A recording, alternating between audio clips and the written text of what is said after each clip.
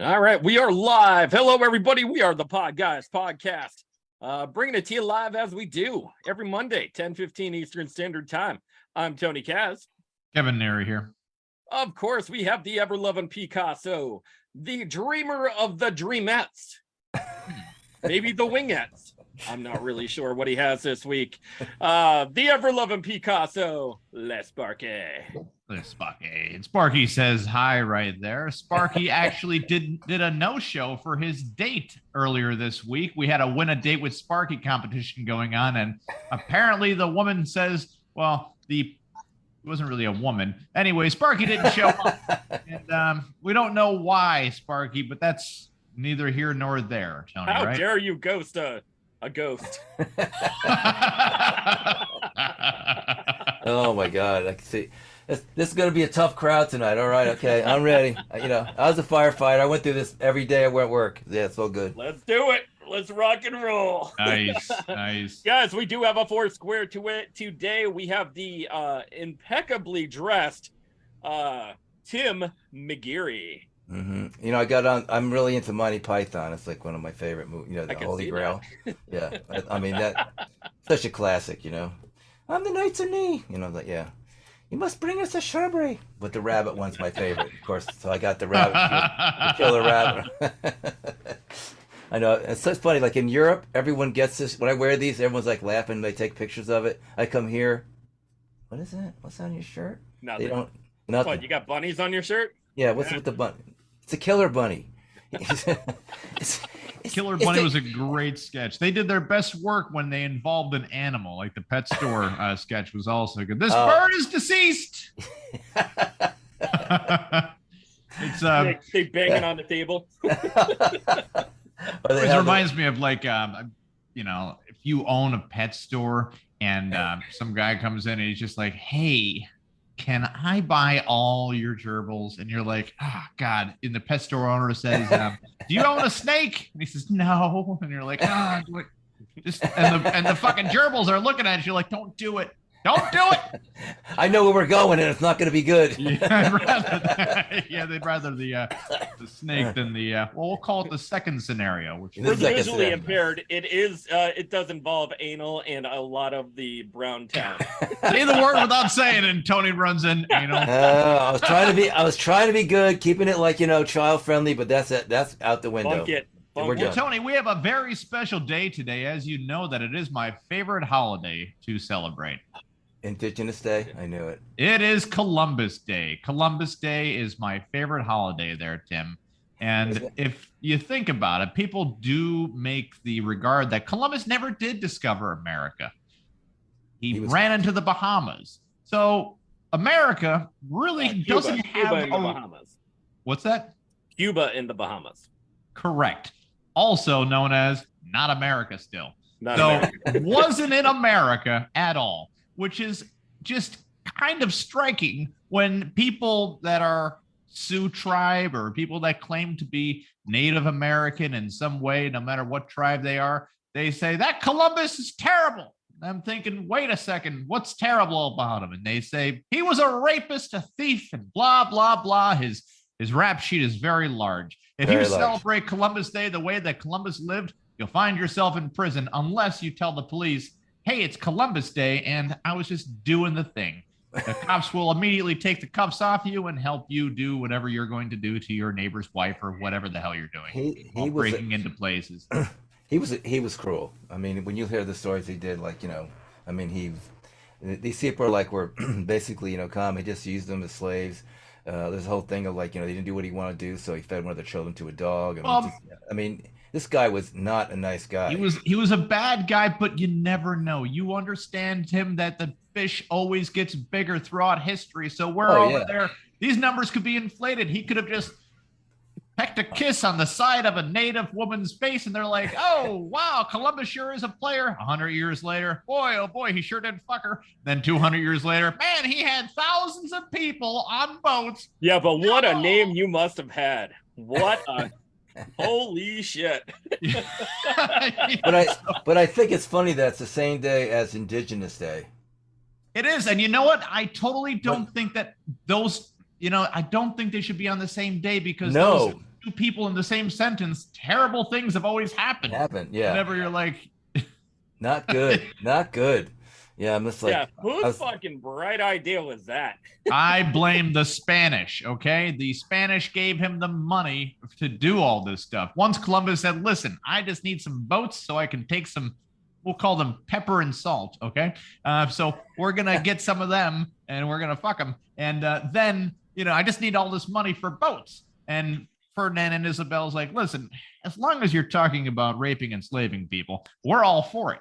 How many boats do you need? He's like, listen, I just need one big boat. They're like, let's make it 3, okay? Because they were all for it, man. So they ended up bumping into an island, and it never happened in America. But for some odd reason, and I blame the mafia on this one, because they needed somebody to claim that was an Italian good guy. And they're like, hey, well, we got to boil down to Columbus. It's like, wait, Columbus? What did he do? He discovered America. Well, he was a little far off. Close enough. Forget about it. I lived in this town called in Norwood, and we went to Old Japan, and like I think the whole police department got arrested because they were on the take. But I had Sal and Angie Giganti, and their dad was a lieutenant in the Colombo family, right? And they went to high school with us, and Sal was like super, like he just cool leather coat, like he was like, but no one messed with him. But Angie was like his brother, and he was like about like 6'4", he's giant, like, but he had a voice like this. My name's Angie Giganti. I'm like, oh God, yeah. Like his balls didn't, they'd probably take your head off. I don't know if he's alive yet, but that, and then the high school I went to there was one black kid in the whole school, and what was his name? Ricky White. Ricky White. Dude, Ricky White. I go, that's really, dude? That's probably how he got into the school. They're like, he's got a great last name. That's for sure. So yeah, I mean, it's just like, oh my God, Then we were like, there's like about 30 of us. We're like all the hippies, long hair, smoking weed and all that kind of stuff, and doing doing acid in school, and all these greasers. And then like all of a sudden they wanted to do that stuff, so we started getting. So like one day everyone was doing speed, and I was like, everyone's running around. The next day everyone's doing downs, everyone's falling asleep, but during lunch, dude, it was, oh my God, it was like, yeah. I went to Catholic high school, then I got kicked out, and then I went like 2 years in that, so yeah, I was not a good boy. I was well, the times have changed, and I'm sure you've seen a lot change while doing music. You got a hell of a list right here, man. I'm sure you've been in plenty of bands. It looks like you were doing lead singing, front guitar, man. What's going on there? Well, just basically what happened, I was, first of all, the band called, I'm going to tell you a couple stories because they're cool. So I was a band called Neighbors and Allies, right? And we used to do a lot of stuff. We used to have a guy named Richard Hell and the Void Doy, which was a punk band back in the day. He had like, Kill Replaceable Head, Love Comes in Spurts, But they were all friends with like Blondie and Talking Heads, right? So we said, Richard, like they do CBGBs, they do like a Thursday, Friday, Saturday night. So they go, Richard, look, if you let us open up for you on Thursday, Friday, Saturday, on CBGBs, we'll roadie for free, and you can have the whole door. And he's like, well, yeah, that looks good. I mean, like you work for free, and I'll make all the money. Yeah.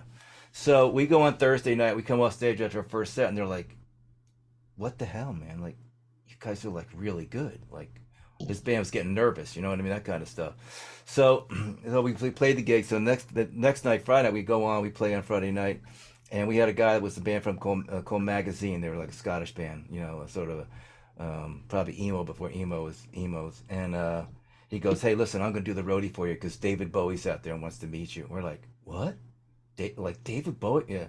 So we sat down, we had beers and stuff, and it was like, he's the coolest guy. I mean, like he just wanted to know. He looked at me, he goes like, okay, I know you want to be a rock star. And I go, yeah, pretty much. That's pretty much what I was thinking. Just saying. And but he was just cool. I mean, he just it's sussing you out, like, and just talking to you, like, trying to find out what you were, But the coolest thing is, the end of the night, he was leaving, and he asked the doorman. He goes, "What's that opening band getting paid tonight?" And he goes, "Oh, they're not." And he goes, "Oh yeah, they are." He took $900 out of his wallet and paid us. That's 1979. So that was like probably actually would have been like $3,000 now in this year. You know what I mean? That was huge. And I thought, how cool was that? Like, so I mean.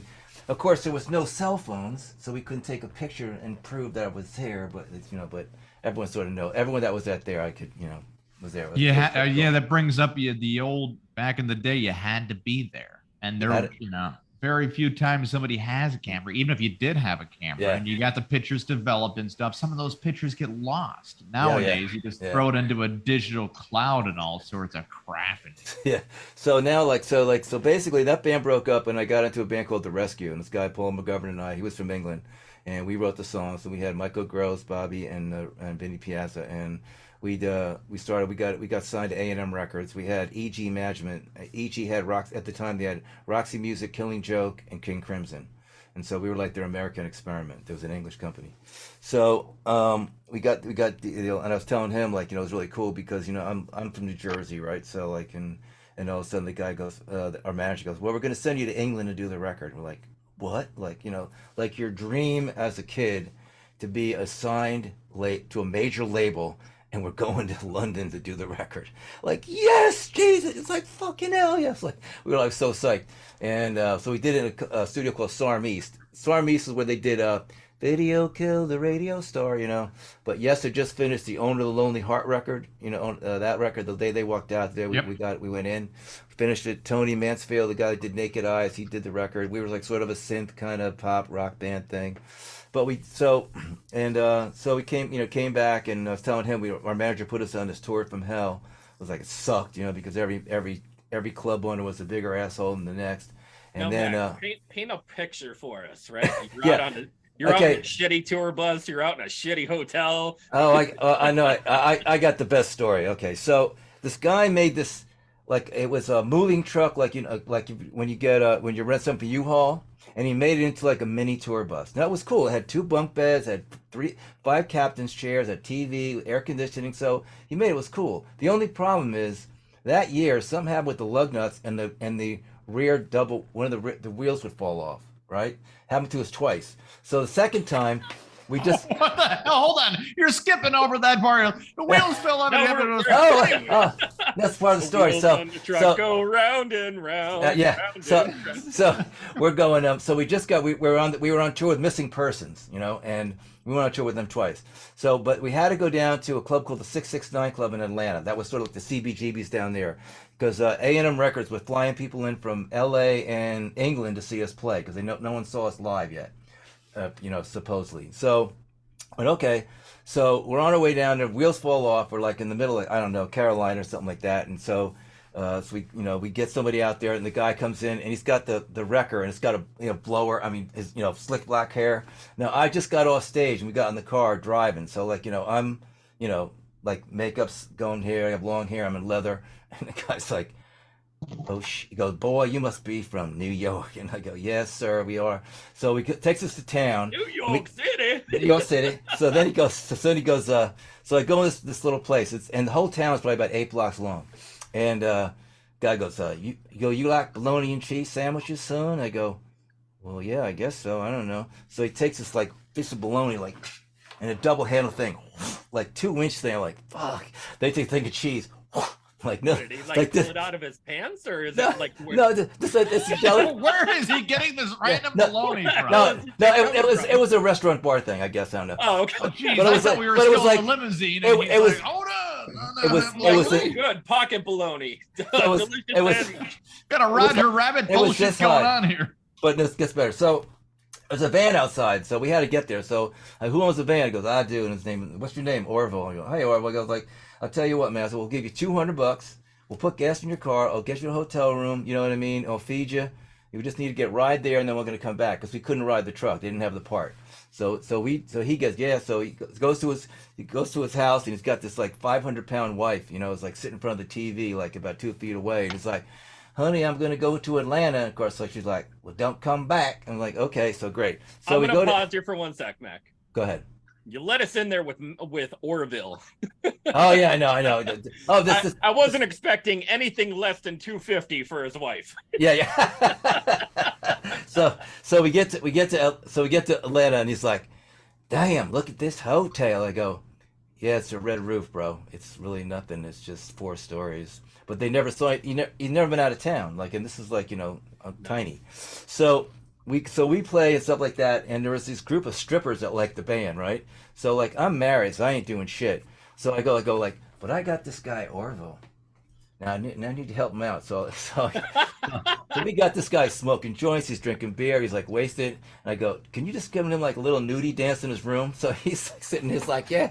It's like, so after that, the next day, I'll drive for free. You don't have to pay me or nothing. So this is like 40 years ago. So I'm sure like he's probably, if he's still alive, I'm sure he's still talking about it. I'm sure it's like one of the best things that ever happened in his life. You know. It's like, so anyway, so if he's telling, so hold on now. If he's telling the story, if he's telling the story to his friends, he's like, so I relinquish my paycheck. we paid this girl with bacon grease, and she did a little dance. I asked for a Peter pole. They were paying me in nothing but bologna sandwich and pussy. And it was worth it. Damn, they were good bologna sandwiches. The pussy was just average, but I'm sure. This is it is 40 years ago. It's 83. So yeah, so it was a long time. But you know, so we did. But we, he had us on all these tours. So we, I was telling him, after the shitty tour, the next gig was Duran Duran at Brendan Arena. So we went from like Chicago Club to like 25,000. So we did 5 to 25,000 seaters with like every band that was happening. We were always the opener, and we never headlined. But it was like, we're the greatest opening band that ever lived, because we opened for Duran Duran, Roxy Music, Missing Persons, Simple Minds, Thomas Dolby, The Cure, Depeche Mode, Stray Cats, I don't know, Patti Smythe and Scandal, Thomas Dolby, Modern English. I mean, everyone that was Damn, that is a resume right there to be proud of. Did you guys ever did the agency or did any agency say, hey, we want to give you guys a major push for? Well, our management had Roxy Music, and that was a huge deal. So whoever booked them, they booked us, and so we had all these open dates. But it was cool. I mean, we went out Billy Idol 40 times. We did 40 dates with him. And the thing Billy Idol's good stuff, man.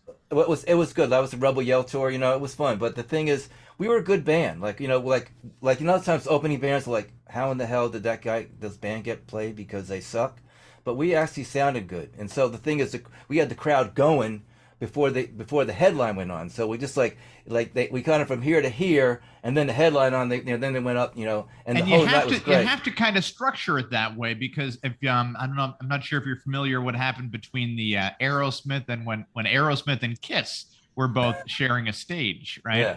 And they would both do, I'll open for you one night, you headline, then you'll open for me one night, you headline. So I guess Steven Tyler, after the show that Kiss puts on, right? Right. Yeah. Holy shit, right? Yeah. So I guess once Kiss was like, all right, we're done, after 2-hour set. So they're off, and then everyone couldn't care to pay attention to Steven Tyler up there. Oh, yeah. So apparently Steven Tyler's like, listen, nothing but respect for these guys. We can't do this idea. It's not working out. There's zero balance, but you totally have to have some balance to the show. And if you guys are just starting them off, the concentration, the attention that a crowd has when you're first starting off. When you're first starting off, I do stand-up comedy, and Tony kills it doing stand-up every now and then. Sparky is a artist that goes around the world, and Sparky's got some art right now if he wants to pop it up, unless he's still fucking fiddling around down there. Of course he is. He's holding up the #1 right there. Always fiddle farting.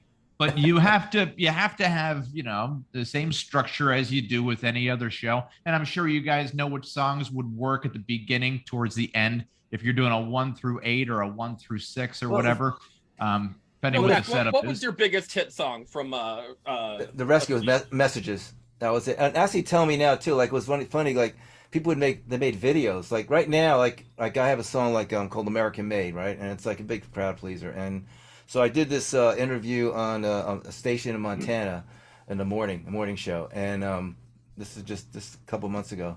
And so the next week I did another podcast, and they said, okay, I'm going to put this video on, and it's American Made. I went, oh. So after it was over, he said, hey, thanks for making that video. She was like, I didn't make that. I go, what? Who made that? Like some guy heard it in Montana and just made a video, and I'm in it. I'm like, what the hell, dude? Like, where'd you get the okay, it's AI. All right. So I mean, the thing is, I don't know. I love music because what it does. You just take people from one place to another. When the music comes on, everything that separates us It doesn't matter anymore. We're all one. We're in the vibe. We're going. People are having a good time. And that was the thing of like, being an opener is really sort of an easy deal because you're like 35, 40 minutes. You're on and off. So the thing is, you can kick ass. You know what I mean? Because 100 miles an hour the whole time you're there. And then you're off. And then, so, because the headline's got to do an hour and a half or more, sometimes more. But so the opener, and that's good. But one time we opened for Steppenwolf, right?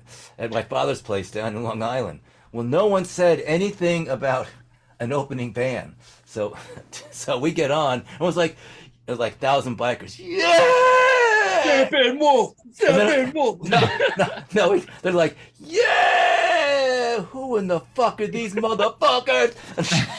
We're dodging shit like that. We did 6 songs. We're going, man. Like, that didn't work out well. You got to sort of tell people first, I'm sure if they knew some of but they thought we were Steppenwolf, and then they found out we weren't. They weren't happy, So, yeah. Yeah, the Hells Angels are notorious more for their heckling than their murders. And well, we had a guy down.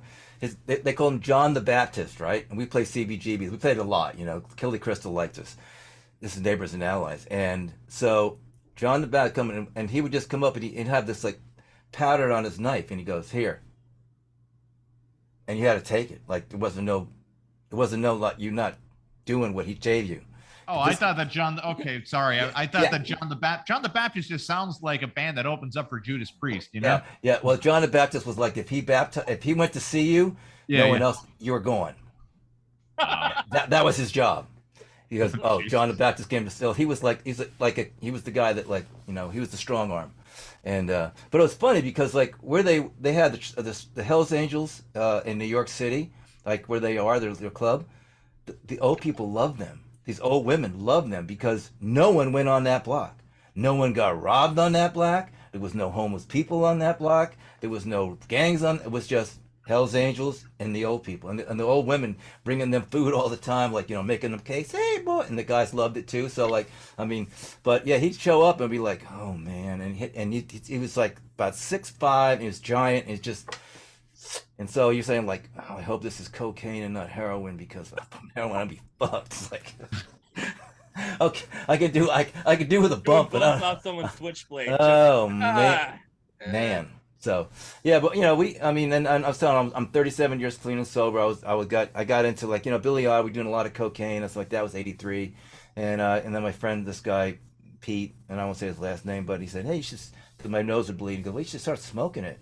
Oh, okay, try that. Oh, bad news.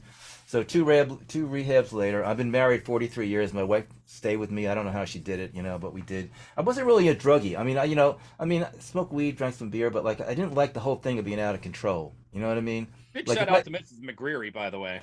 McGeary, thank you. McGeary, yeah. That's McGeary, right. yeah. Everyone spells it wrong, yeah.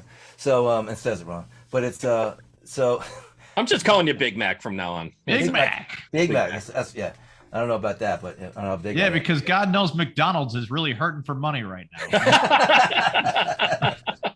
Speaking of Big Mac, Sparky, what do you got up on the old board over there? Uh-oh. Oh boy. Strippers, fat chicks, a guy who can't fix the... What the hell does that say? Okay. Oh, can't fix the bus. And guys smoking joints. Dear guest from last week, I do not need LSD for this dream. Wow. Yeah, right. We had a guest on last week that was a dream analyst. And, yes, so we gave her several dreams to analyze, and she's like, I'm not a dictionary. Fuck me then. All right, cool. That's subconscious mind and all that other fantastic. Yeah, it was a last minute. It was a last minute replacement. She did great for last minute replacement. Guest awesome. On and awesome. Good stuff there. Sparky, of course, he's showing that everybody was in a bus and all that nice stuff. As you could tell, his artwork was award winning at the Olympics. I was thinking Picasso. Yeah, I was thinking Picasso. Yeah, good. I think that Picasso, the Olympics was the Special Olympics, but it was the Olympics. Well, as long as somebody's there. That's the weird thing at the Special Olympics. They need to bring all the other countries involved. Not just America. have a whole lot of competition right there. So Sparky is award-winning in his artwork right there. Picasso, by the way, he was, you know what? I think that art just got so pretentious to a level that he's like, I wonder if anybody would tell me any difference since I'm so popular if I put the fucking eye over here and the nose down here. Yeah. And people went there and they're like, oh, it's abstract. This is his thing now. It's like, fuck you, man. Are you serious? Are you guys from near New York or no? We we're are about from 2 hours north of Philly. Oh, no, okay. Yeah. Well, the Hop Club was back then in Philadelphia. That was the big club. That was like sort of the Steve. Dave Carroll was the guy who owned it, and he had like so much cocaine. Like when he came to play us, you hear like because he knows to be whistling, and he'd always try to like pay in ones, like because he's short you. Like, all right, Dave, I'm counting them out. Well, no, stay right here, don't move. And it's like you were short, but I mean, everyone played there. B-52s. I mean, like Patti Smith. Patti Smith, and I mean, there was a lot of people that did a lot of stuff there. Now, cool Mac, you look like you could have done movies or independent movies. Have you ever tried to test your talents in the acting field ever? I've done some commercials, and I did some voiceover. I just did a voiceover thing for. There's a thing if you look at on Be Someone's Heaven, and I also did a thing. We become 250 years old in 26, right?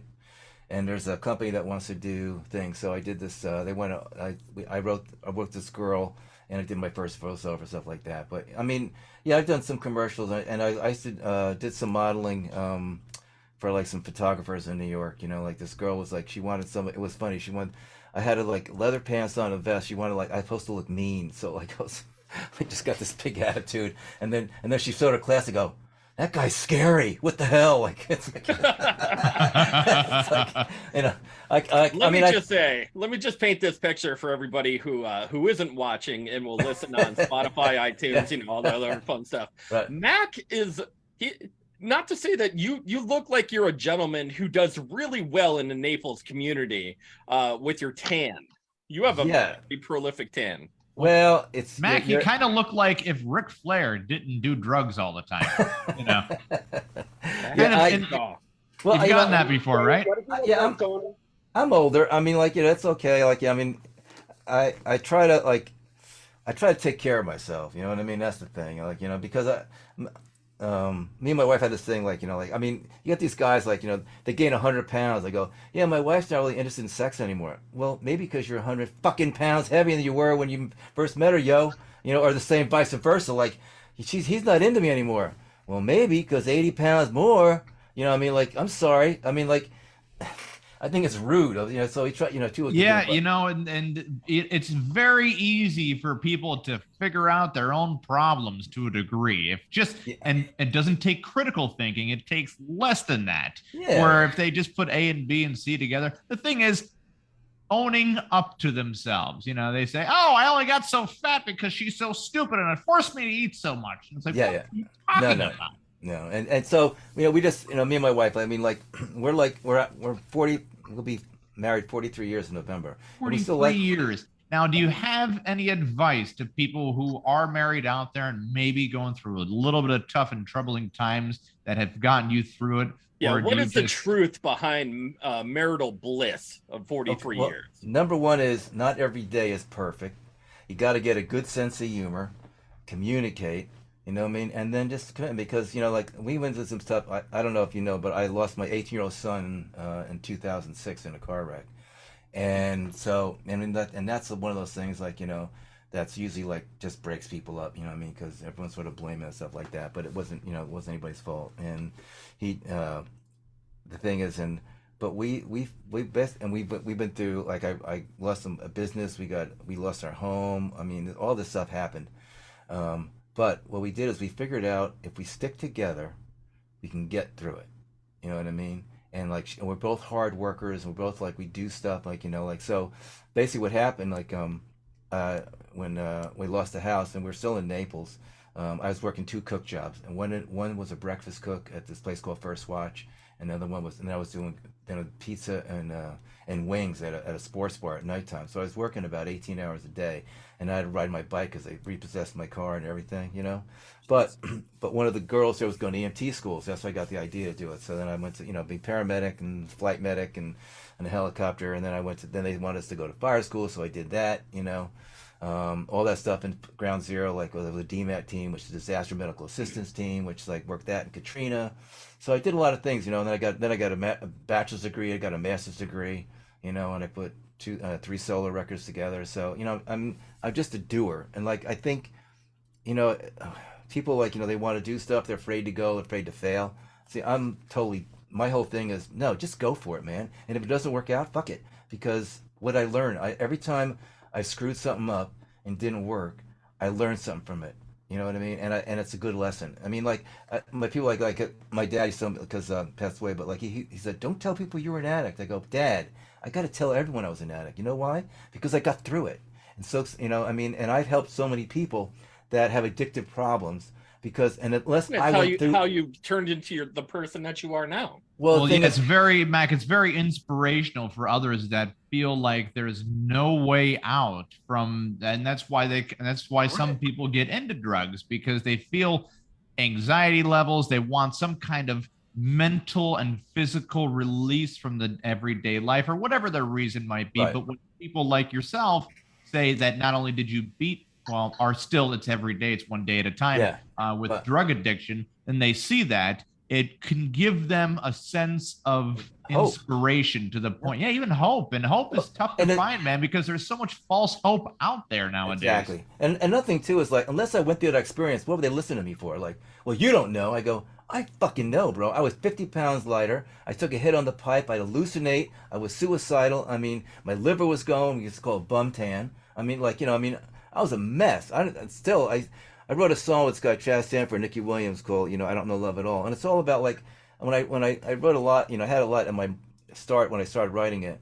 And it's just like, because how did my wife stay with you? How did you stay with me when I was in the middle of that shit?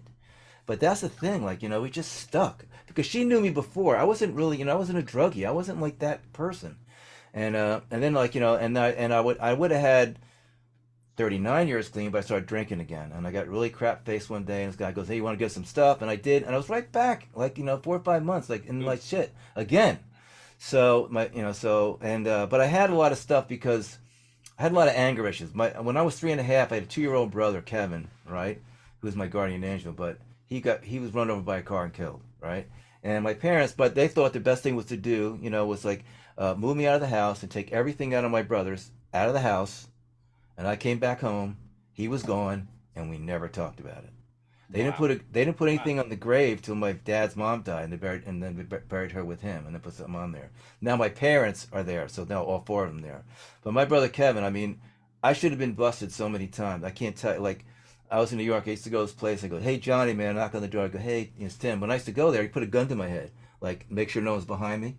And I was like, okay with it. I'm like, fuck, you know, that's how sick I was. But one time I knock on the door, I go, hey, Johnny, it's Tim. And a cop opens the door, hey, Tim, come on in. I'm like, oh, fuck. And like, so I, you know, so he goes, what are you doing? I go, I got a bad habit. I was going to buy a quarter ounce. He goes, really? Come on the back.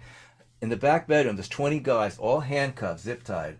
I didn't do nothing. This is bullshit. Tim, tell him why you're here. I go, I got a bad habit. I was going to buy a quarter ounce. He goes, see, Tim tells the truth. Tim goes home, get out of here. Dude. That's like, because I was on my way to Rikers. I mean, I would have been screwed, dude. You know what I mean? So, and my brother Kevin. So I mean, yeah, that, you know, and then, so, and I'm the oldest of 10 kids. I'm the black sheep. I'm all tattooed. My white brothers and sisters are all like, you know, blue blazers, country club, plays golf and all that kind of stuff. So we're all. I need to get this off my chest real quick, dude. You are one goatee away from being Ron Perlman. I when I was in Europe, I thought I was Anthony Bourdain. Are you Anthony Bourdain? Oh my God, I didn't even think of that too. Yeah. Can I get a free meal? Yeah, free meal. Yeah, we'll talk about it. You can film it. No. So yeah, I get that, and I get what's the other guy? Stiller, Ben Stiller. I get that one. Okay. And punk rock Ben Stiller. Yeah, and then and also John Travolta, because it's funny because John Travolta's from Englewood. That's where I'm from. We took dance lessons together.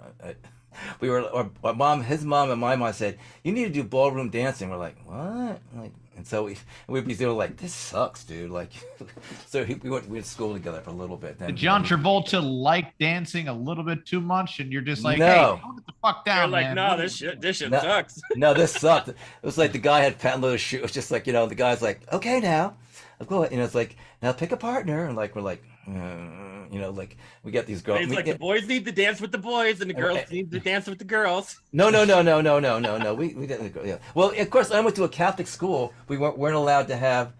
You can't have intermingling parties. Parties, yeah. It was all like that. So so when I went to high school, man, I was just like, woman, like oh my God, this is awesome, so, yeah. It was on, and then I went to college. I went to the Fairleigh Dickinson College in Madison, right? So there was 1,500 girls to 1,000 guys, and right next to us was an all-girls Catholic college with 2,000 women. And I played in the band. Oh, yeah. I never got a disease. You know what I mean? So, and then I took 3 years off. I went to Merchant Marines, travel around the world. You're like, what's that sound? It's like a cannon shot. Dude, and then we I went to all the, I went to Sudan, Ethiopia, Mogadishu, Pakistan, India, Bangladesh, all the countries no one would ever go to, and stuff like that.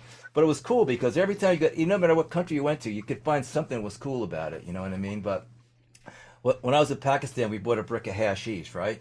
And it was that striped opium, so we'd eat it because we couldn't smoke it. We didn't have on the ship, we had it, right? And so in Bangladesh, there's these little go-karts. They're like Vespa scooters, 3-wheelers. There's a guy with a little handlebars, and there's a seat in the back where you guys sit. And just the tuk-tuks. It's not like one side of the street goes one way and the other goes the other. It's just a street. And so and all that, and oh my God, you almost hit 10,000 people. You're like, holy shit. Now we're stoned as hell, right? I mean, we're this part from tripping, okay? I mean, that close. And so we're at this hotel. Now the word for begging over there is bakshish, and they think every American is named Johnny. So they go, hello, Johnny, bakshish. Well, so we're trying to find some beer. We can't find beer in the whole country.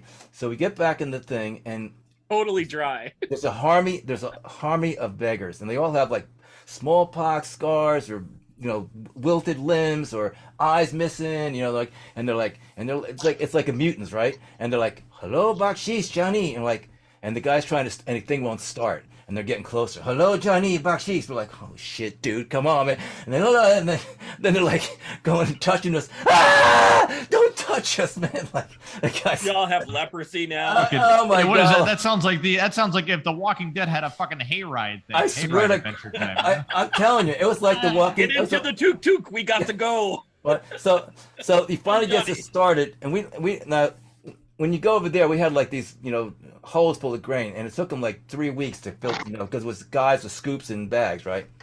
So the guy that drove us around, he was our driver for the time, and so he said he had to fix this thing. So he's had this thing all apart.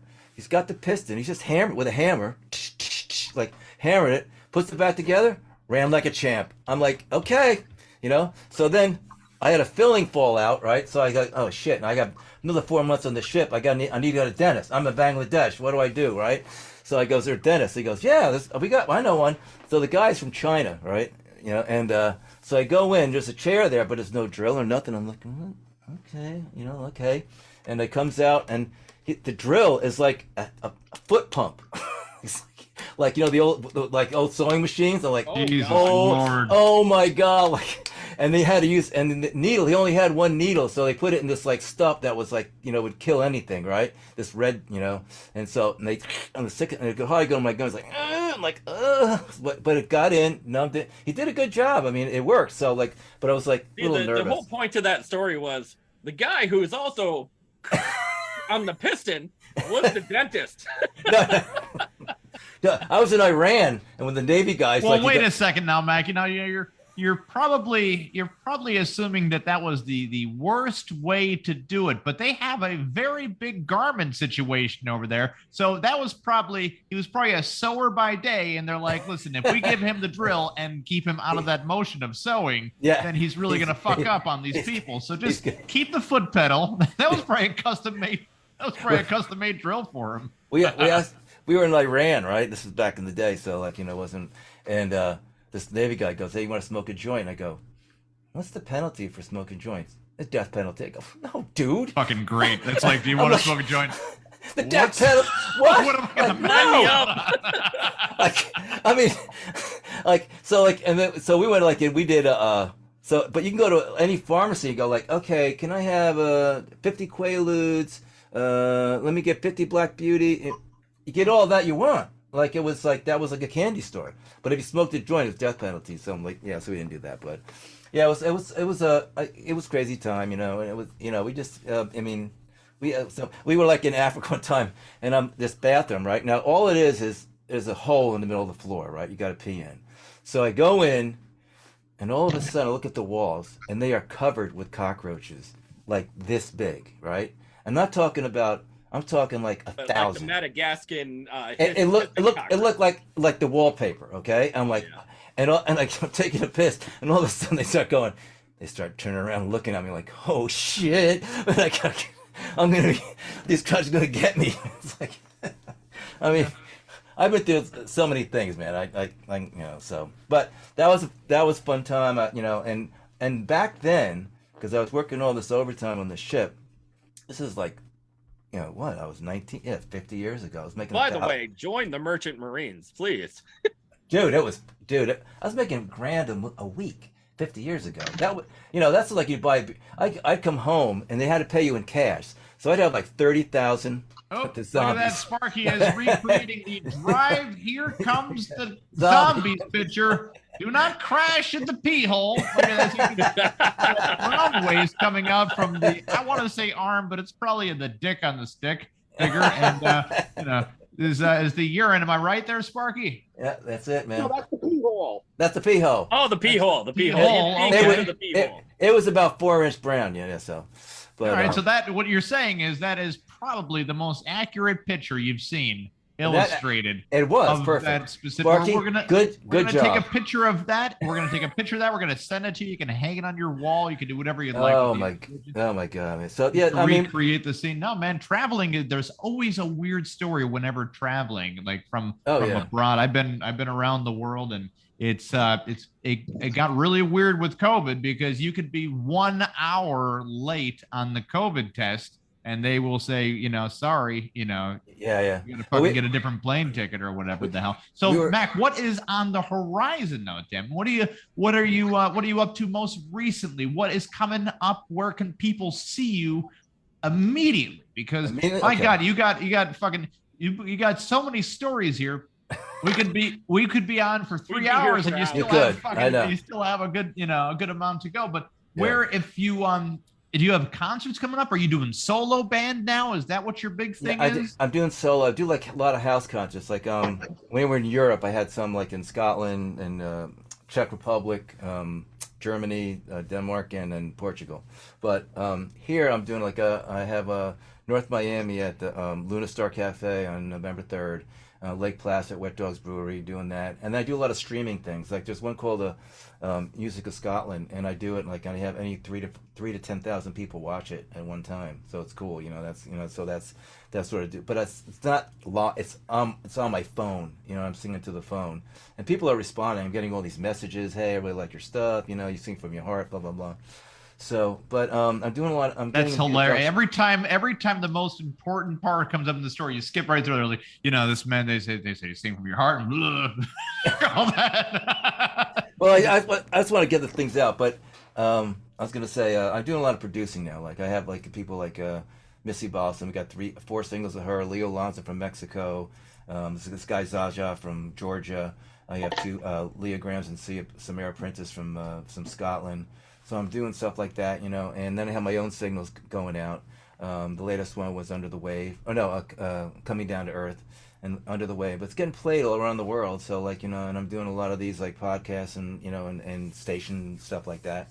I mean, you could be found on Spotify as well, right? You do the Spotify, iHeartRadio, and all that nice. Kevin always gives this great question to every guest that we've done. Oh my God, I have to ask you here now, Tim. You've been around the world. Played with the finest of artists all around, including David Bowie, Duran Duran, been the Cure, The Cure, Depeche Mode, yeah. Oh my God. So, but right now, currently, would you consider this being on the Podguyz podcast the peak of your career? It is, especially with the artwork. Yeah. I knew it. I knew it. Sparky? Yeah, good. No, we've only got 3 no's before. They were well deserved.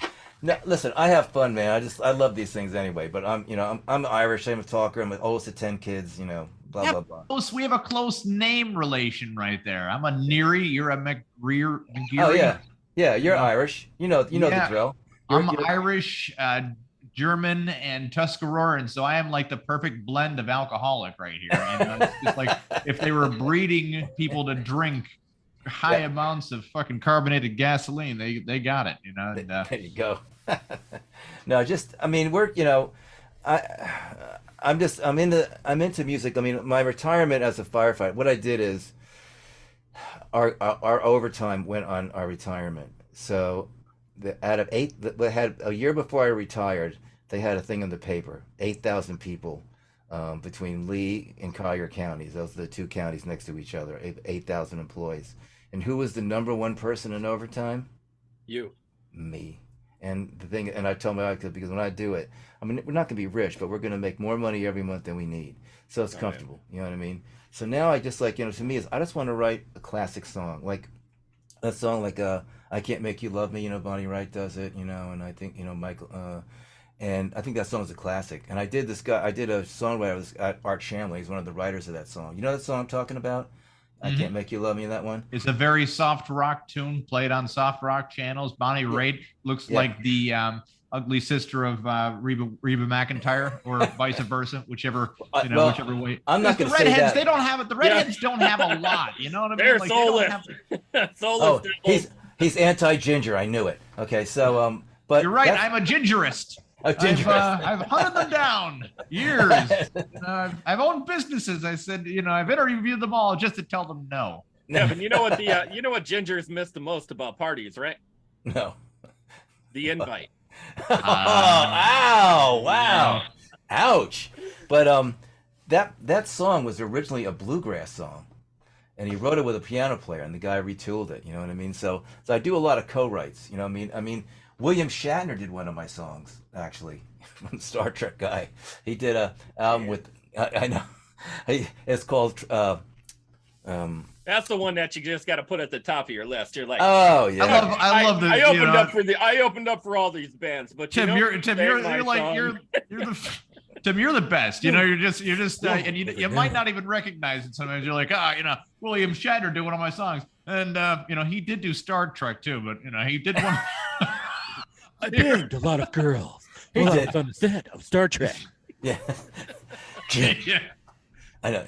Well, it's called Wrong. The song's called Wrong Number, and the gist of the song is every time death comes calling, he tells him wrong number, which is very appropriate for a guy who's 90. You know what I mean? So, but yeah. So Jeff Bezos recently took him up to space just to bring him back down, and when they asked William Shatner how he felt about it, the man was close to being in tears, and then those tears were then sprayed off his face with champagne by Jeff Bezos because, well, fuck you, I'm a billionaire, and if you don't like it.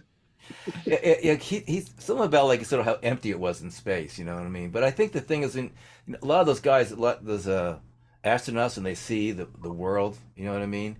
Because really, like, we're just on this globe that's like flowing. I mean, it's moving. It's not like stationary. We're actually, and that's the thing. It's like cracks me up. I mean, this whole war and we're always fighting all the time, and it's just like, dude, stop it already. You know what I mean? This one thing I always say about when I do American Made, like, most people are good in our country. They really are. I mean, just the crazy on the left, crazy on the right get all the noise, but.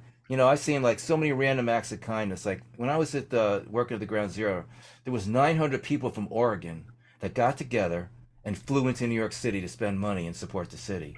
Now, you never heard that, but think about the logistics of getting 900 people on planes, hotel, all together. And they marched with us at the Columbus Day parade. So it's like, okay, and then like yeah, and then when we did Katrina, what happened? We had the DMET team. We're on the way to go New Orleans. I said, listen, we're going to go to Kelly Air Force Base, and we flew 5,000 people from New Orleans there. I want you to stay. They need help because they have to get all Hep A shots and for because of the disease in the water they were in. And we had a 2-day trip, so we're at this hotel, and there was 20 families there that had no more money. Some guy came back with his visa, goes, I'll pay for all these families till they get a place to go. I mean, on and on. And then Ian, here that happened here, my daughter lost everything. All these people came around, help people move the flooded stuff out of their house, food and lunch and water, churches making hot meals because no one had electric. I mean, that's when we're always at our best when things are at our worst. Yeah, I mean, it's like and why don't we do that all the time, man? It is something significant, though. You're right that why would we wait until something is so terrible to garner a reaction of kindness? Yes, exactly. And I think I'm gonna blame every fucking holiday, okay? Because people, are just like, oh well, wait till Christmas. Until then, go fuck yourself. I was like, what? What do you mean? Or but Santa Claus knows when you're sleeping. He knows when you're awake. Yeah. What drives me nuts though, Mac? The raising awareness people. I don't fucking need to be raising awareness of homeless, starving people. And go to your spaghetti dinner for fucking $50 a plate. You're not raising awareness, but I am immediately aware how pretentious you motherfuckers are. Roaming around with their spaghetti dinners too. You know what? Make it ramen noodles and all that crap. It made as much sense in the 90s while doing canned food drives and not giving the homeless people can openers. Like the cruelty involved with that, or they say, how can I get this open? They say, sir, you should be fucking happy with what you have. Nowadays, you have on it, smash it against the ground. Well, nowadays, we're just in the counter opposite, where you have the beggars who are choosers. I'll tell you what, about 6-7 years ago, I was walking the mean streets of Philly after a show. Some guy says, hey, man, do you have a cigarette? So I pulled out a pack of Marlboro Menthol 100s. I said, here you go. He's like, oh, man. He's like, do you have a Newport?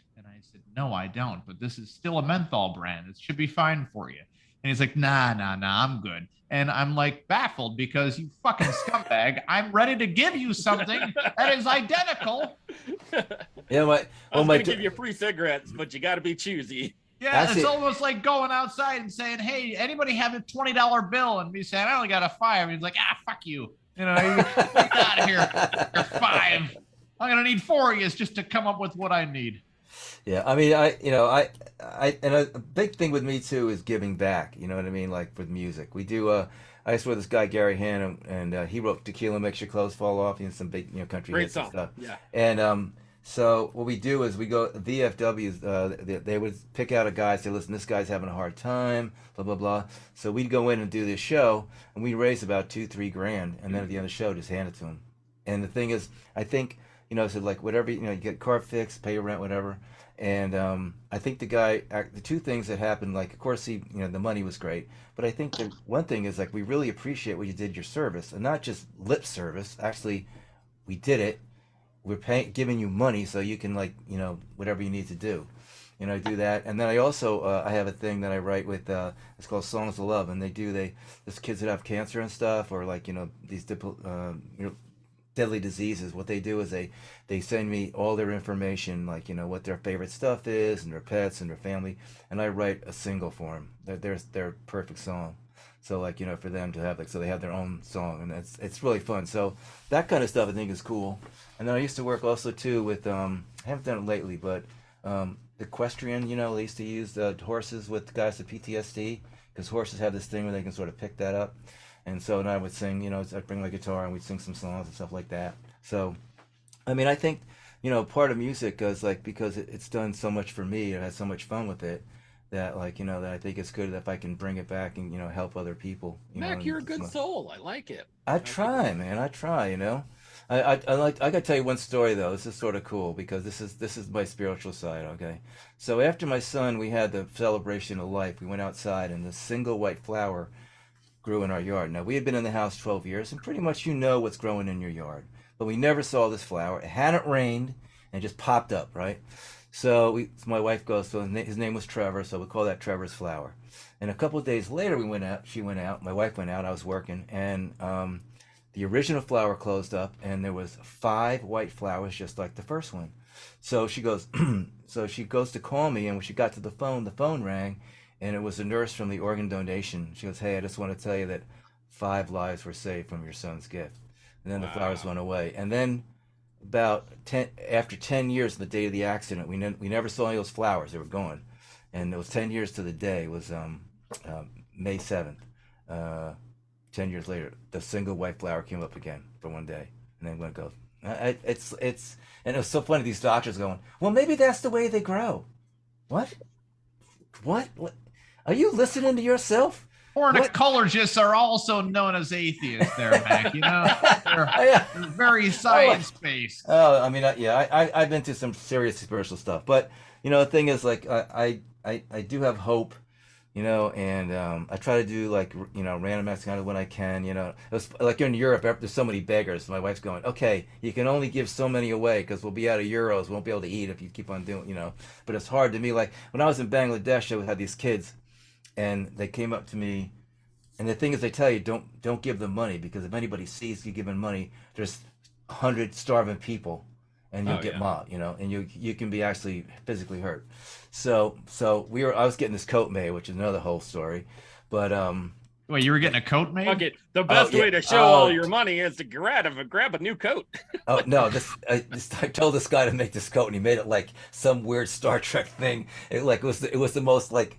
He had no idea what I said. It was so funny. That's the thing, though. They're so damn nice. You don't want to bring back a coat and be like, "You fucked it up, though." No. Yeah. Oh, you did great. Well, so, but I gave this kid money, but they had a thing, right? This is actually a guy's job. Okay, he goes, "I will suck your corns." What? Like what?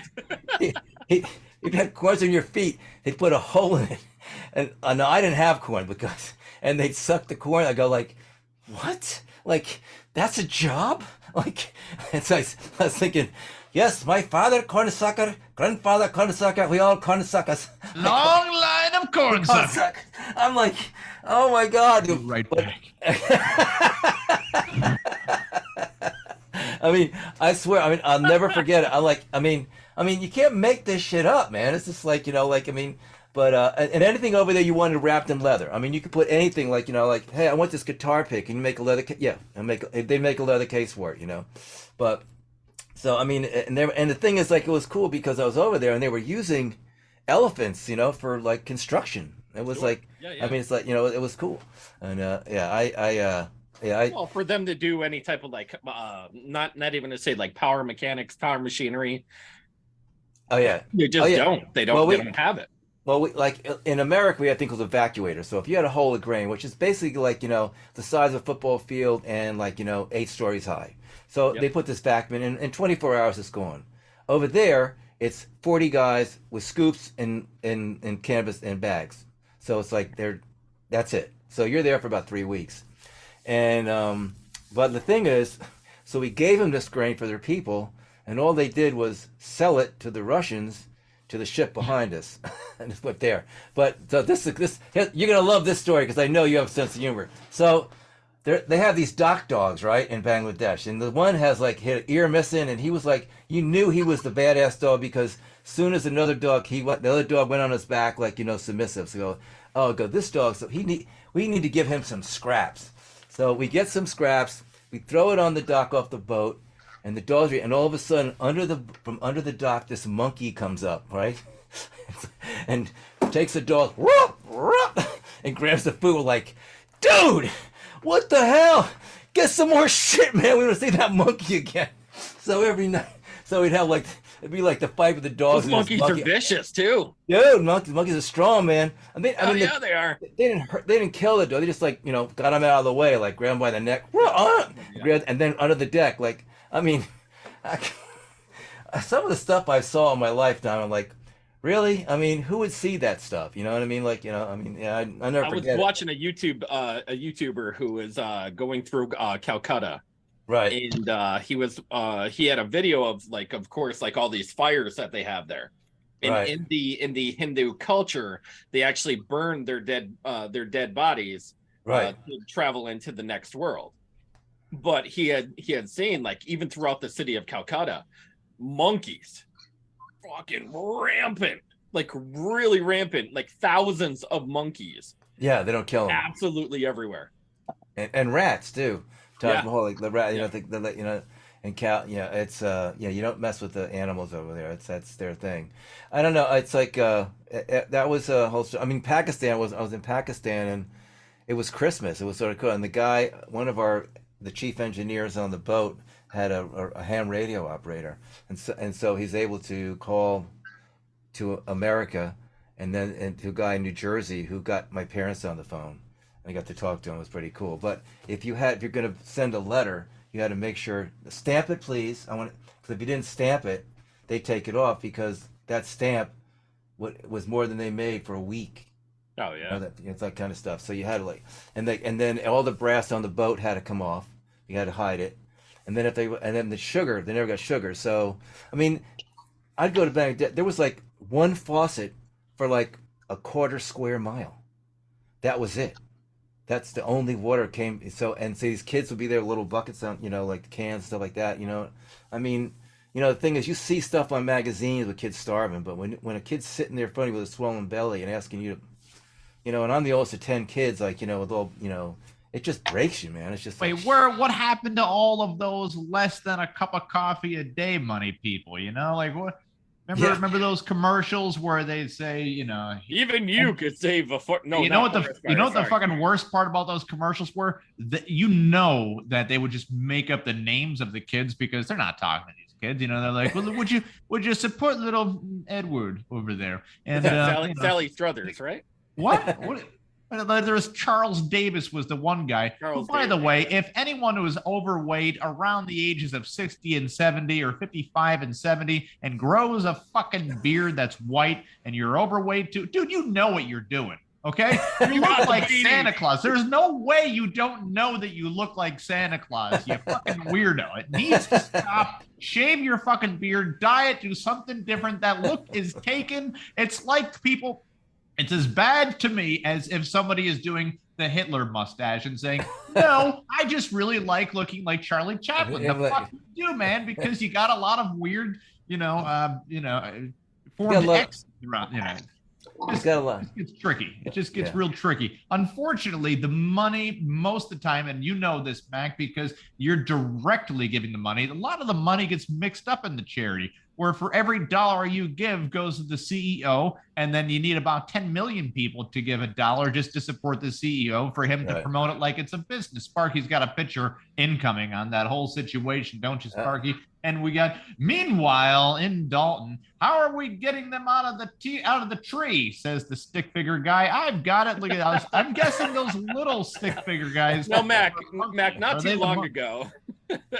Not too long ago, we've actually had this tractor trailer that was hauling monkeys from a lab, and they escaped the truck in Dalton, Pennsylvania. Oh, Danville, nice. Pennsylvania. Danville. It was in Danville. That's right. Okay. Yes. Yeah. Where they escaped in Danville, Pennsylvania, Mac. And I swear to you, here the deputy sheriff said it was his idea, saying, well, what if we just try to lure them in with bananas and we can catch them that way? And the sheriff of the town almost fired the guy, reaming him out, saying, oh, no, you can't just have bananas out. Here's the wintertime. We have to call animal services. The disease control was down there, too. Yeah. And they suggested to the sheriff, they all got together and they said, well, have you guys tried bananas to try to lure them in there?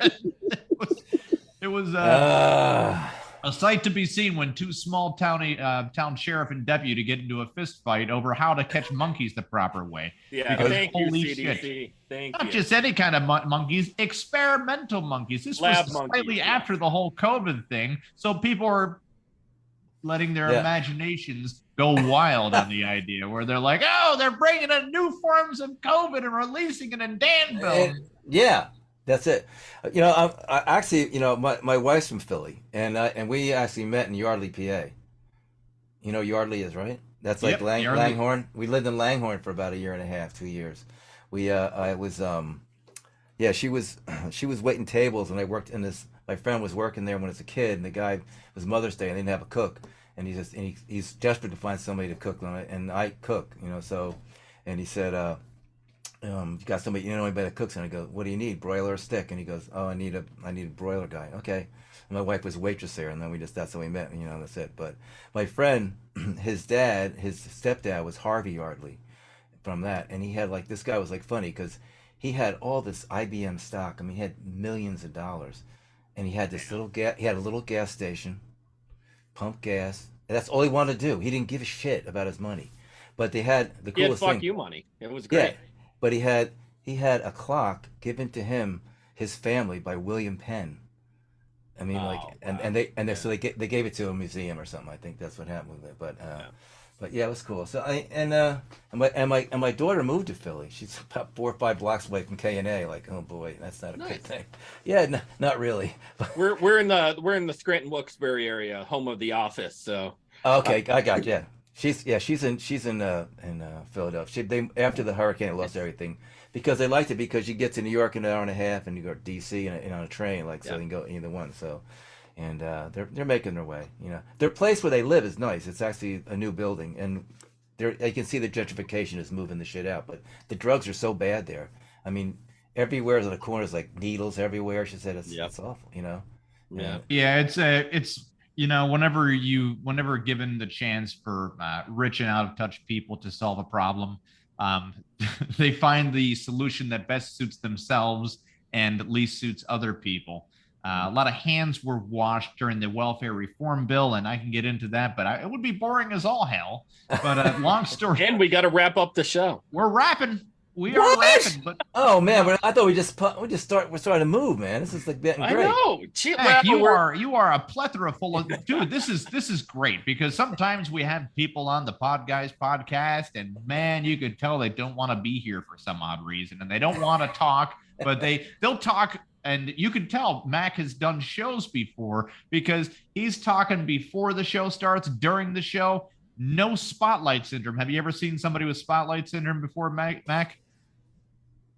What? Like that? Exactly, where they just freeze up when the light goes on. Yeah, but no, man, you have tons of stories. And if you ever want to pass it along to any of your friends, they can go to, merchbooth.com, go to the podcast section of merchbooth.com and check out our merchandise, the Podguyz Podcast merchandise there. You can get your long sleeve shorts, short sleeve shorts. During the Christmas season, we sell the most stuff. During the Valentine's season, we sell the least stuff. These guys are pricks. I'm not buying one thing. They ruined my marriage. Apparently buying our apparel during the Valentine's season leads to divorce immediately. So, or it's just like, oh, honey, I got you that shirt from that podcast. Yeah, but it's life-changing. One time. And it is life-changing in a negative way for that specific. Also could be a Christmas miracle for other people that want to show your friends off that new Podguyz Podcast t-shirt with the big black and white microphone on there. Okay, I'll get one. You got hats, right? We don't. We used to have hats, and they were called. They didn't look right. It just looked like the microphone looked like something else on there. It was slanted, and just didn't look right, to be honest with you. Is that a dick? No, that's a microphone. Yes, it looked like an oddly shaped dick on there, and then it started with the letter P, so it just looked like Yeah. Hey. I'll get a shirt for sure. Yeah, we were promoting the wrong things on there, but no, man. Mac, if anybody was going to get in touch with you, how would they do it, sir? You can go to timmcgeary.com and you just and you can leave a message and it goes sent to my email right away. Or Facebook, Tim Mcgeary on Facebook. You can go Tim Mcgeary or just Tim Mcgeary Music, either one, it's fine. Instagram, same thing. So just a private message. And I tell a lot of people. You should put them right on there. You should put them right up and be like, "Hi, you're now on the Podguyz Podcast. How can I help you?" So I was gonna say, my wife's trying to call me now. See this? Oh shoot! She's not getting the call yet. I was gonna say, but yeah, just like I say, if send me your email, what I'll do is when I get new things out, I'll just send you an MP3. You know what I mean? Perfect. You know what I mean? I don't mind. You know, like I'm just trying to get the word out. What I like to do right now is house concerts, and you know, right now like concerts are really expensive, right? I mean, they're like crazy. You know, like $350 get you a nosebleed seat, and so what I've done, what I would do is like, and oh my goodness, those prices of those tickets like quadrupled for some reason. yeah, dude, well, Tim McGeary's going to be opening up for Taylor Swift next week, so yeah, right, yeah, not really, but so the house concert, like what they do is like you get like everyone's like about $20 a head, so it's like, you know, affordable, and they come in, everyone brings food, and I used to anywhere from like 30 to 50 people, and they get in a house, and I do a private concert in their house. You know, I have like some funny stories. Like I'll tell you real quick. So my friend got married. His 90-year-old grandma goes to the new bride. She's like, this is country girl, you know. She's like, now, darling, you want to have a long, happy marriage? And of course, the new bride's like, well, yes, ma'am, I do. Well, honey, I'm going to tell you the secret. She's like, what is it? She goes, you got to be good to your man because you don't feed the dog at home. He'll be digging in the trash. I went, oh shit, dude! Like that is. Yeah. I went, feed that, and I started over this guy, Buddy Brock, who's one of like some big country hits like Watermelon Crawl and all that fun other things. So, and I do a lot in that. So I was gonna say, some of the stories you get, like a lot of songs you get, like are like things that you've actually heard somebody else say, or like, you know, just some experience, stuff like that. And I think that's, you know, that's what makes it fun. But yeah, and like I have one called "I Was There for You." That's, you can put it on YouTube. And my friend was in a really bad accident. It wasn't his fault. He was actually stationary. He was made a right turn. This motorcycle came at about 140 mile an hour Crocs rocket, and this kid hit his thing, and his head came off. I mean, literally. Yeah, I mean, hit like his front fender, but he got a little banged up and stuff. But PTSD, he just, you know, so I'd call him. Yeah. I called him every day because, you know, I was used to that stuff. And, you know, I mean, I've seen it. Like, I was a flight medic. So, like, all, like, you know, like some of the calls, like, bring me that leg, bring it over here. I'm bringing it with me, and that kind of shit, you know. Yeah. I mean, I've seen some stuff. And so, but, like, so I call him every day. And, like, and then, you know, finally he's much better now. But, you know, and God dang. So like that. So sometimes, you know, you write songs like that kind of stuff. You know, the song called "Hold On." I wrote about, like, you know, the day after somebody passed away. You know, that's about my son, and so, you know, things like that. And they touch people, and that's what I like to do. So at the house concerts, like, because you're doing like 2 sets, and you go in between, you meet everybody, you're shaking hands, you know, you're saying hi. You should just make that the logo. Tim McGeary touches people. Yeah. And he didn't get arrested yet. How's that? Yeah. Hey, it's amazing. I follow Matt Gaetz. He can do it. I can do it. No. Oh my God. That's what I think. Spotify, Tim McGeary touches people. Dude, I cannot believe stupid, man. Like Lauren Barber. She's the best. She's the best. I saw the wanton killings. What's the wanton? What? You're making laws? You don't, like, it's like it comes out of her mouth. Like, I'm just like, how did somebody vote her in? How'd that happen? I mean, they find the right class. They find the right niche of demographic, right? And something. If it's we have a good demographic as well, Sparky. I mean, oh, okay, yeah, whatever. But but listen. it's just the thing. These they're playing political theater. You know, yeah.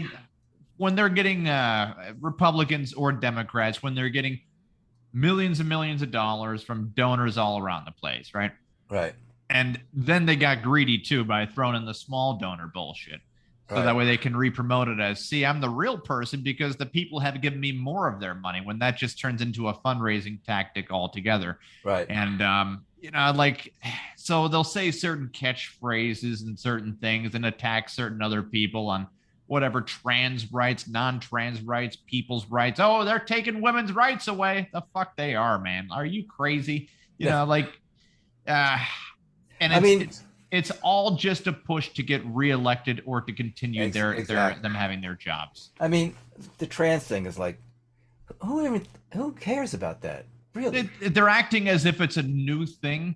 Transsexuals have been around for years, and there hasn't been an increase in hate crimes towards transsexuals ever. But now hold on. The Kardashians had their I guess father figure type, now he's Caitlyn Jenner or whatever. The Bruce Olympian. Jenner went to Caitlyn Jenner, and they figured while we're at the top of the ratings there, we can chip away on the falling knife of those ratings and re-spike up an old issue of hated sexuality groups, because people accepted homosexuality so much to the point where they said, hold on now, we're losing hate from these certain groups. Let's rile up a base and separate the people and see if we can both pick our lanes. One will say you are a sexist and a hate person. The other one will go traditional values, don't do that to my kids bullshit, and we'll all see who goes where. And that's just my take on it. I mean, like it's like it's 0.5% of the population.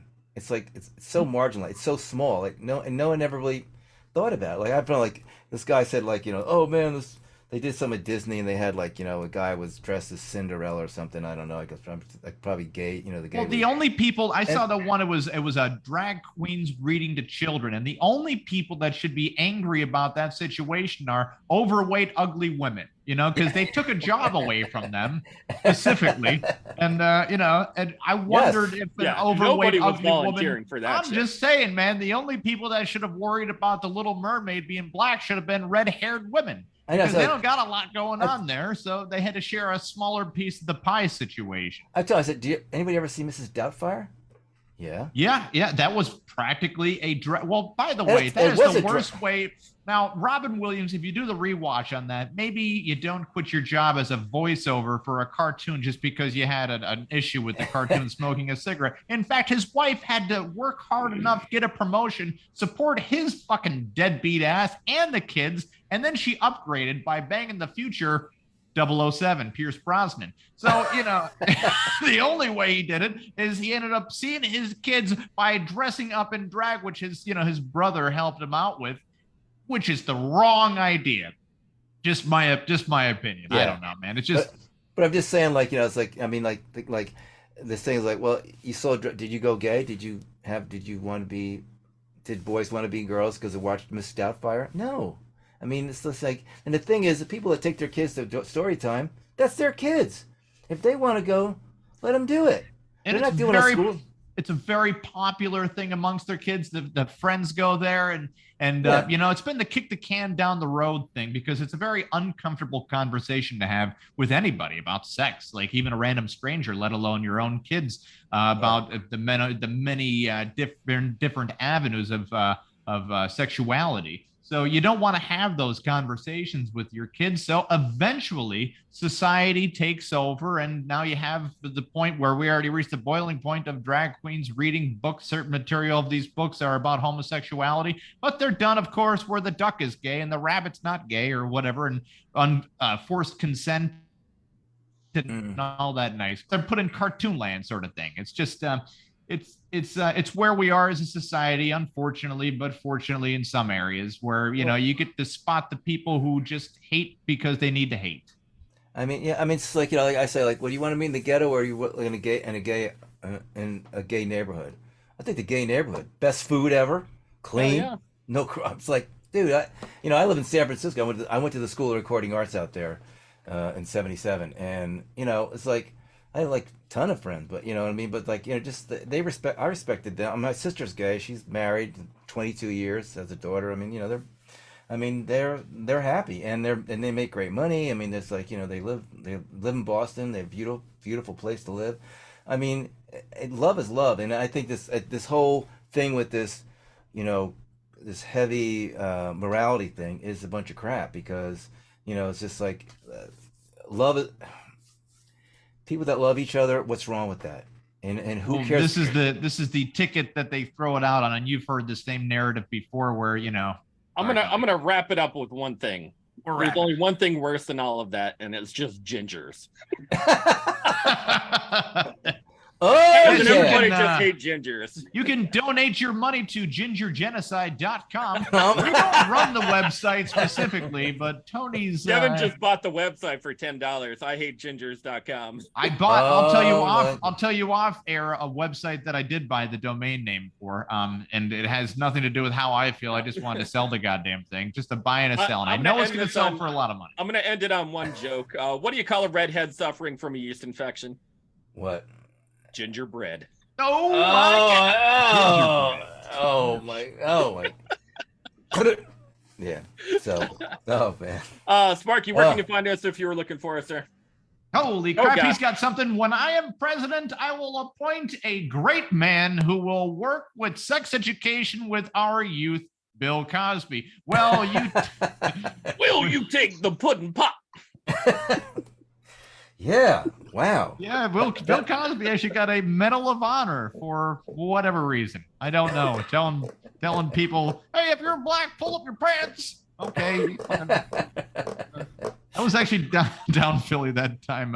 Hannibal Buress was already an up and rising star during that time. Right. And that's a little bit of a sub story from that. But man, everybody was talking about how he was a rapist and he got away with it. And then I think it was after the Medal of Honor thing where, he wanted to make these things and he'd walk around with the fucking medal every now and then towards Temple University. But, I'd like to end this show, Kevin. End the show. Can we end the show, Kevin?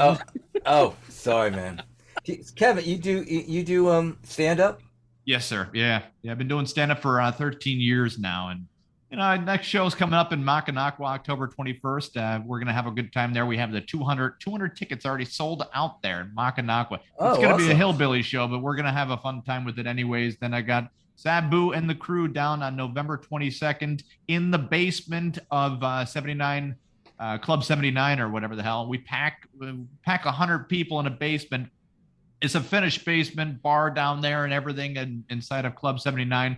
But man, I normally share, but it's a cool place. That sounds cool. Yeah. I have to make sure I wear a shirt that I don't care smells like a lot of pot because holy shit, they all need the medical marijuana. They're medically starving for it. So, Hey, my wife has her card. She's got good. Yeah, they should have just done that like years ago. It was like fucking 50 years ago. Like, or just never made it illegal to begin with. We talk about freedom. I want to grow a weed in my backyard and dry it up and smoke it. Who gives a shit? Really, I mean, money. Like You what? know who they care about, Sparky? Money. That's big pharma. Don't get weed. Greed. You know what I mean? Greed for weed. Oh man. For weed. Well, remember, Florida, 90% of the OxyContin was sold in America came from Florida at one time. 90%. They had the pill mills, down here. They'd go in and you get like 300. This one, you go next door, you get 300, and they had pharmacies there with it. So you'd have like 1,500, and then you run up to like Tennessee and you sell them for $20 a piece, and you make $30,000 if you didn't get caught. I mean, it was like crazy stuff. Didn't they call Naples the retirement community, Florida? Yeah, the joke is old people moved to Florida and their parents moved to Naples. Yeah, it's like I had a lady who fell. She was 102. This is a long time ago, and she was the first female saxophone player in the world. I said, "How cool is that?" And her dad kicked her out of the house because he was a pastor, and she played in a jazz band. You're not playing that evil jazz in my house. So he kicked her out of the house. And she was hot though when she was young. It was like she had pictures when she was young. She was like, "Wow, Grandma, you were like, yeah." And she must have done well because the assisted living she was in was like a high end one. Wasn't like a so she did good. But I thought you get some really cool people down here. But there's a lot of millionaires and billionaires. It's like 35% of the people. Like Bentleys are like, yeah, everyone's got a Bentley. It's like they're all over the place. We have Naples has a Ferrari club. There's I think it's one of the only cities in the country that has a Ferrari club. And they have this thing. Did they really need a club for that? Where they're like, hey guys, you know how extremely rich we are? Of course. Yeah. Yes. So they do it. We're basically in a club of our own. Well, yeah. No. And twice Ferraris, a year. we all own them, right? And they're all. What they do is like they have twice a year they have this thing and they have like the main drag on Fifth Avenue. That's the main drag in Naples City, the city of Naples, and they line the street with them. They're all Ferraris. Like there's like 50, 60 of them or something like that. That's crazy. Yeah. It's just like and it's a show. I mean, the money over here, like a friend of ours, he was. There you go, folks. Get your way down to Naples to go see some Ferraris. Got Ferraris. That's it. They opened up a Ferrari dealership actually, like a couple of years ago. Actually, I guess there's so many. But it's it's sort of it's a sleepy town. It's like nice if you like raise kids here. It's clean, but it's boring, you know. I mean, if you're like a young teenager, or like a young adult, it's just like, you know, it's like it is. I mean, and the thing is, Florida's like, oh, Florida's beautiful. Not really. And the beach is beautiful, but the rest of it is scrub pines, and it's flat as shit. There ain't nothing, you know. Florida's got the bluest meth you'll find on the East Coast. Dude, it's like you know, the thing is, they have when you go in inland, like I'm about 12 miles from the beach, and if I put my shovel into the ground, there's seashells in it. So at some time, this is underwater. You know what I mean? And if we keep on like melting the icebergs, we'll be under there again. So I'll beachfront property, I figure, in another 20 years. You know. There you go, brother. You're very hopeful. But before you have beachfront property, you'll have corpses in front of you. That's true. Look at this beachfront. You know, ignore the green, dead-skinned people with skeletons there, but enjoy the view. Enjoy the view. I mean, it's a funny town, like, you know, and it's funny because it's like everybody knows everyone's business. Everyone knows everyone's business. It's always like, you know, like it's any little thing goes on, it's, you know, they know it. And the thing is, for me, it's funny because I was a paramedic, so I worked in the hospital and the Collier County. We were the biggest, you know, employers. So every time we go, I know somebody. I always go, is there anybody you don't know? I mean, you know, because like, hey, Tim, like, and, you know, all the cops know me, and, you know, yeah, I mean, all the hospital people, the nurses, the doctors, you know. But as we go older, you know, because I've been retired now 7 years, you know, it's sort of funny because when you're a part of that situation, you have an organization, like you're a part of it, and then all of a sudden when you retire, you're not. And it's sort of weird because, you know, it was such a part of your life. I mean, what I loved about being a paramedic is I helped people for a living. You know what I mean? And it wasn't always dangerous. I mean, the life-threatening things were probably 20-25% of the calls. The other 75% was just people not knowing what to do and do the right thing, you know, or just get in your car and drive to the hospital. You know what I mean? It's a cut. You know, so I had a lady call the ambulance because her boy got a scratch on his foot. She wanted to put a Band-Aid on his foot. He wouldn't sit still enough to put the Band-Aid on it. So she called 911. And I went over and put a Band-Aid on the kid's foot. And we had one thing where the helicopter was supposed to always, no matter what the call was, we had a transport. This guy had a broken pinky toe. I had to transport him in the helicopter. For a broken pinky toe? What? I feel like, look, give me, dude. Walk to the hospital with a broken pinky toe. This town in Immokalee was like, it's a farm town, right? So, and there's a lot of people there, they believe in voodoo. So this lady comes in, she's like, I voodoo curse. So I took the garage opener, right? And turn around. And you were messing with the garage. Turn around. I cleared the curse. Oh, thank you, it's gone. Okay, and then another guy, he was a drunk. He had a headache. So we put like an electrode, like, you know, when you do like electrodes on that, it's like a round one. I stuck it on his forehead, right? So we see him like 4 weeks later. This thing works great. I haven't had headaches since. I'm like, awesome. You know, can you have another one? Sure. Put another right on there. You're good to go. Tim Mcgeary, miracle worker. Oh my. Okay, I'll tell you. You want to hear a gross story? So we have this guy. No, we need to end the show. Oh, but you got to hear this one though. Wait the 30 seconds. Wait the 30 seconds, and then we'll talk about more. Okay, go ahead.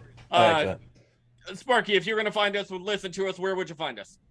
Well, you're going to find us on every single major streaming platform, including iHeartRadio, Spotify, Spreaker, Deezer, Castbox, Pocket Cast, GeoReo, Google Video, the Facebook Live. You can find our merch at merchbooth.com. Just remember one thing. You want to do stars and likes and give us money and everything. So there you want to make sure. Got it. Guys, thanks for watching the Podguyz Podcast. If you want to reach out to Tim Mcgeary, TimMcGeary.com. Just did. TimMcGeary.com. Easy. He's a cool guy, cool cat. Thanks for coming on the show. We love him. We're going to listen to him for a little bit longer.